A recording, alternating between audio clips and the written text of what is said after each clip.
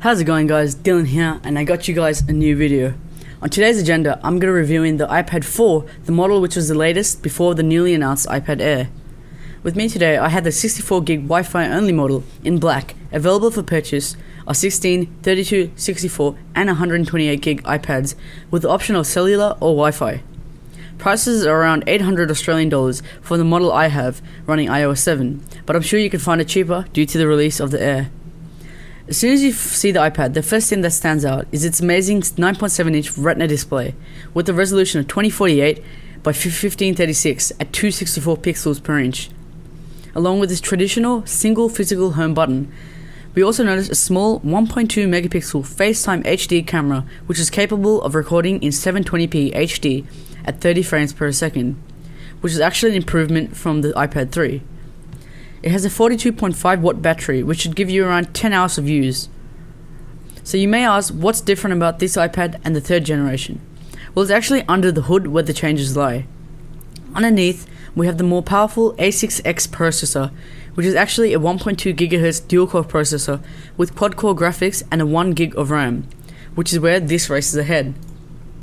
On the right side of the iPad, you can see the Apple rotation lock or mute switch, along with its volume up and down buttons. On the bottom, we can see the part of the speaker, as well as the new reversible lightning connector port, which is the only hardware change from the third generation. The left side is completely flush, and on top we have the usual 3.5mm headphone jack, as well as the power button. On the back of the iPad, going from the bottom up, you can see the other part of the speaker, the name of the device, the Apple logo in a glossy black, and on the top left corner you see Apple's 5-megapixel iSight camera, which can shoot 1080p video, which is actually a huge improvement from the predecessor. Remember, numbers don't mean everything. This camera, despite only being 5 megapixels, does what it says. It performs like a higher megapixel camera will, and in some cases outperforms them. As you can see, it's lightning fast and can handle anything you throw at it.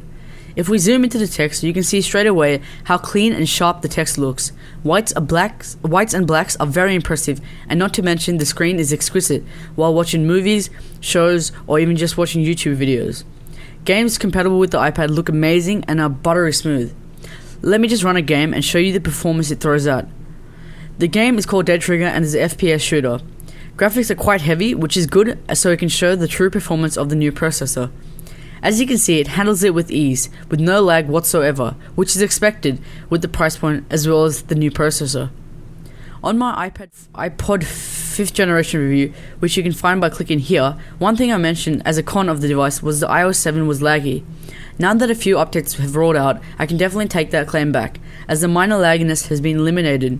This could also be due to the faster processor, which I'm sure has a role in it, but I'm sure it's because of the small bug fix updates. Anyway guys, this has been the iPad 4th generation review. Before you guys leave, I would love if you could leave me some feedback in the comment section below. Tell me what I did good and how I can improve my videos.